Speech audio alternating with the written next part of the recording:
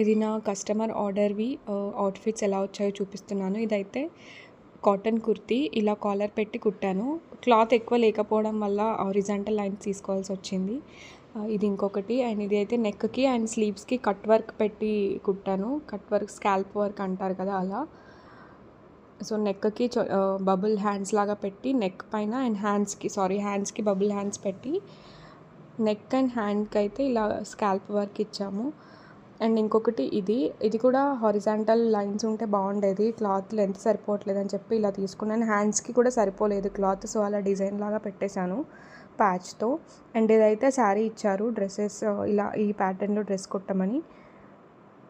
ఇలా కిందికి కుచ్చుళ్ళు పెట్టి స్లీవ్స్ బుగ్గ చేతులు పెట్టి వెనకాల టాజిల్స్ పెట్టాము.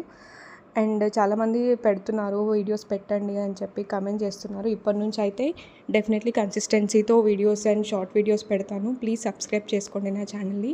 అండ్ నెక్స్ట్ ట్యూటోరియల్స్ ఏం కావాలో కమెంట్ చేయండి. Thank you so much for watching. Bye.